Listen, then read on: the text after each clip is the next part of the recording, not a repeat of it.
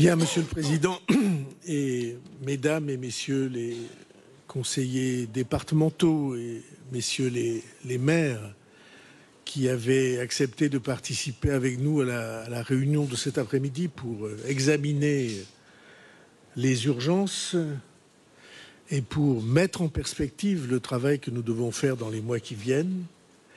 Je vais présenter devant vous ce que nous avons appelé le plan Mayotte, qui a une seule ligne directrice.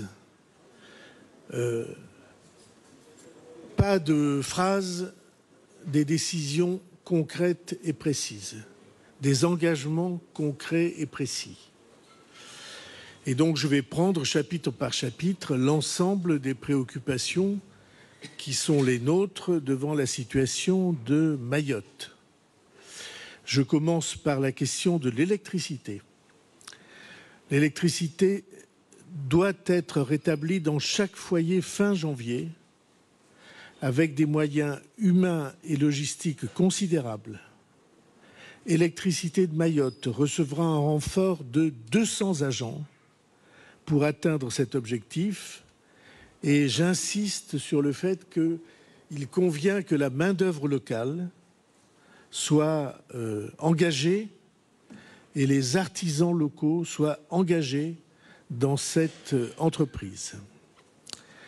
En attendant la remise en état avant fin janvier, 200 groupes électrogènes, une dizaine par commune, seront mis en place pour le fonctionnement des équipements indispensables et c'est EDF qui les fournira. Il se trouve que sont arrivés déjà plusieurs dizaines et les autres vont immédiatement suivre. Constitution d'équipes, commune par commune, sous l'autorité du maire et d'un représentant d'électricité de Mayotte pour repérer les ruptures de réseau basse tension et intervenir avec toutes les compétences disponibles pour le rétablissement du courant. 20 techniciens EDF arriveront en renfort dans la semaine pour organiser ces commandos et, je le répète, tous les artisans locaux disponibles seront mobilisés.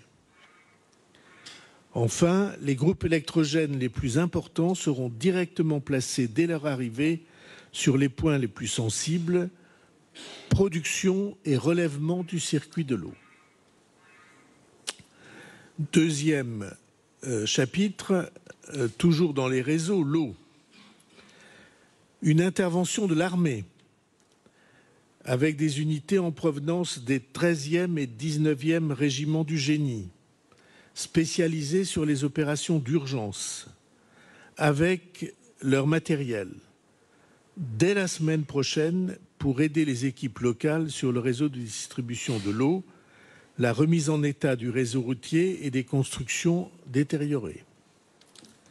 Avant la fin de la semaine, 6 janvier, le volume de production d'eau potable obtenu avant Chido sera atteint, c'est 38 000 mètres cubes par jour.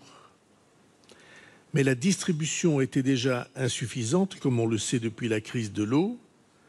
Avec Mayotte debout, on atteindra avant le 30 juin 2025 une production de 40 000 mètres cubes par jour et dans l'année, on doit obtenir une mise à niveau des réseaux de distribution sur l'ensemble du territoire. Le plan Eau Mayotte prévoyait 60 millions d'euros d'investissement en 2025.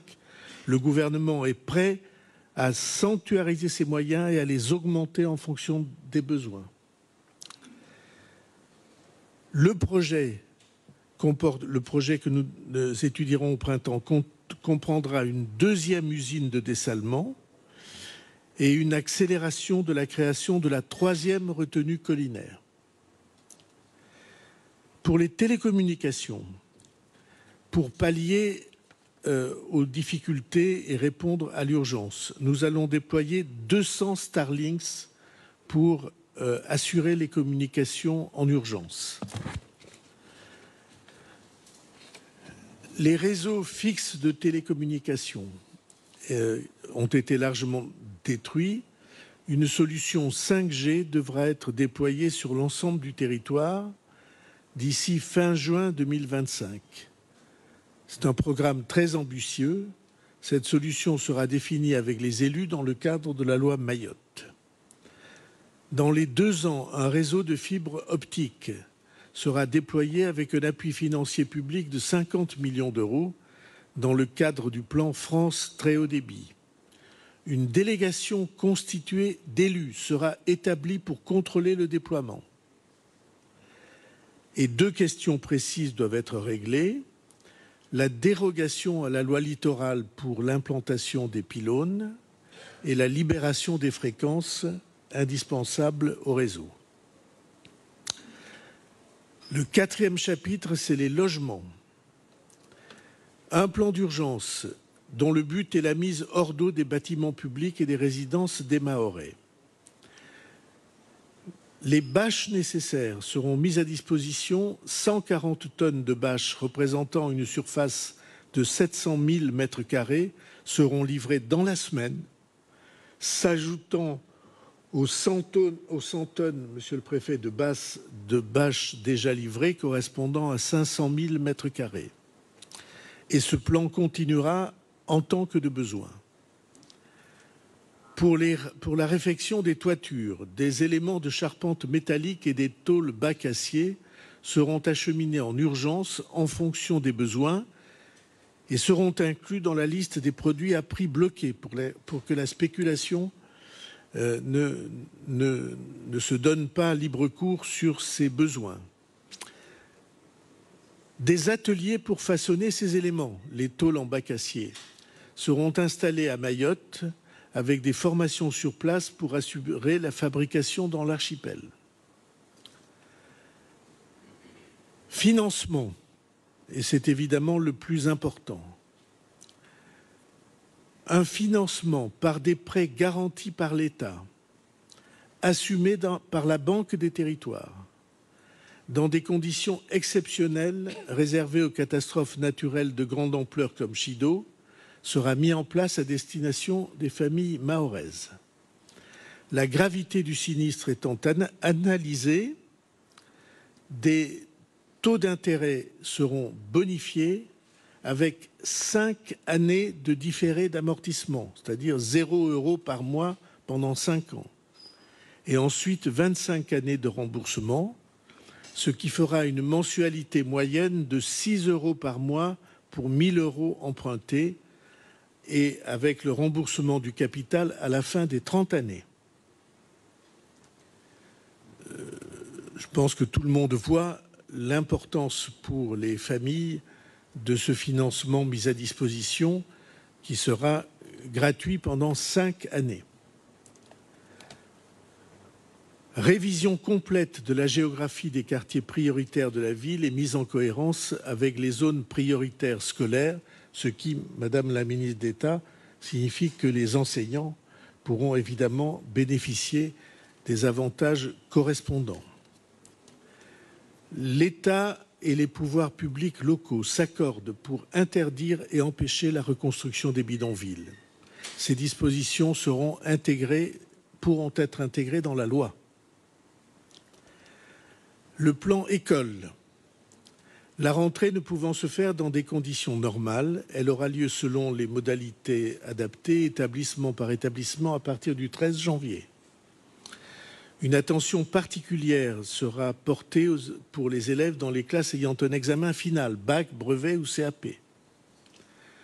Pour tous ceux qui le souhaiteront, pour les familles qui le souhaiteront, une scolarisation temporaire dans l'Hexagone pourra être organisée. On l'a fait pour l'Ukraine, on peut le faire, si les familles le souhaitent, pour les enfants mahorais qui seraient en difficulté. L'évacuation des écoles, collèges et lycées actuellement occupés par l'accueil de personnes, souvent des femmes et des enfants, touchées par le cyclone, et mise à l'abri de ces personnes avant reconduite à la frontière pour celles qui seront en situation irrégulière. Réparation la plus rapide possible des classes touchées, y compris pour le premier degré, qui sera prise en charge par l'État sur vérification des factures. Un relevé école par école, collège et lycée sera présenté dans la semaine du 6 janvier par le recteur, en accord avec les maires qui vérifieront dans leur commune l'état de chacune des écoles. Pour faire face aux premiers besoins, des tentes écoles pourront être fournies dès cette semaine et leur mise à disposition sera faite par l'ONG Acted. Une action Mayotte Solidarité École sera lancée et ce sera un appel aux communes de l'Hexagone pour offrir du matériel équipant les classes. Un plan d'attractivité et de fidélisation des enseignants, comme évoqué par Madame la ministre d'État. Un plan volontaire École Mayotte pour pallier le manque d'enseignants. Appel à des étudiants, des retraités, des enseignants volontaires avec indemnisation qui pourra entraîner pour les étudiants une procédure de validation des acquis pour qu'il y ait des enseignants devant les élèves. De surcroît, un soutien de l'État au département sera mis en place pour une subvention pour assurer les transports scolaires. Pour les problèmes de sécurité, formation de 300 gendarmes et policiers auxiliaires mahorais pour assister les unités locales et se préparer à exercer les missions de sécurité dès que la crise sera passée. Renforcement des moyens de la gendarmerie, création des brigades de Dzoumonier avec 10 gendarmes, de Bandrélé avec 10 gendarmes, du peloton de surveillance et d'intervention de la gendarmerie de Dambiéné avec 20 gendarmes, renfort du centre opérationnel de renseignement de la gendarmerie avec 5 gendarmes et renfort de police judiciaire avec 10 effectifs. Remise en état et remplacement des radars, renforcement des patrouilles aériennes et maritimes et mobilisation de drones permettant d'assurer le respect des frontières, mise en œuvre de bases avancées pour l'interception en mer. Toujours dans le domaine de la sécurité, comme vient de le souligner le maire de Mamoudzou, on ne peut pas laisser les écoles, les collèges et les lycées être chaque jour pillés ou pire encore brûlés, puisque c'est le cas de ce que nous avons vu aujourd'hui.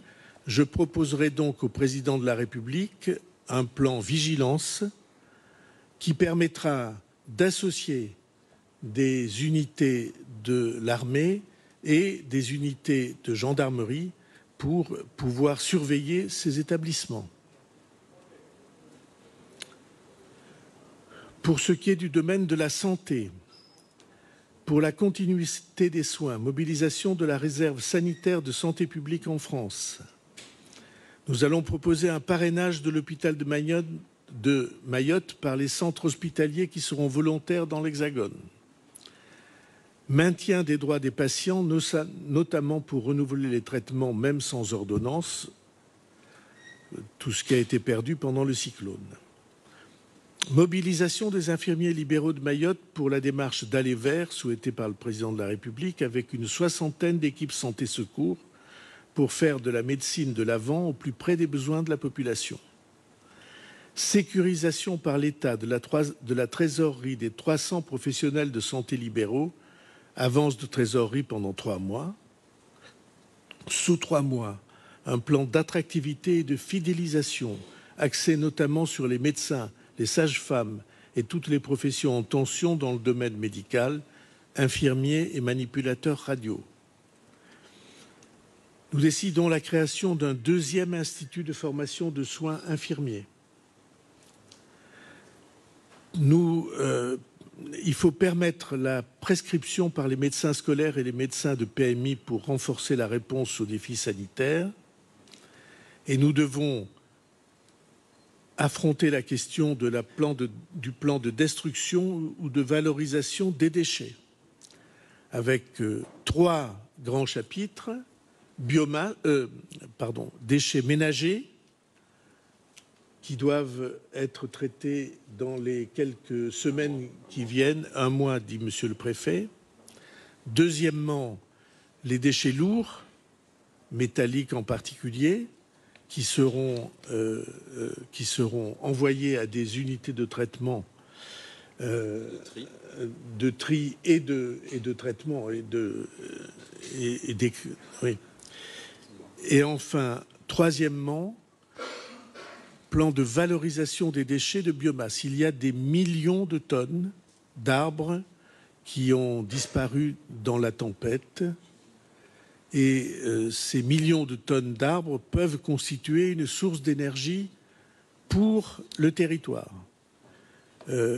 Par exemple, ils peuvent constituer une source d'amélioration des sols.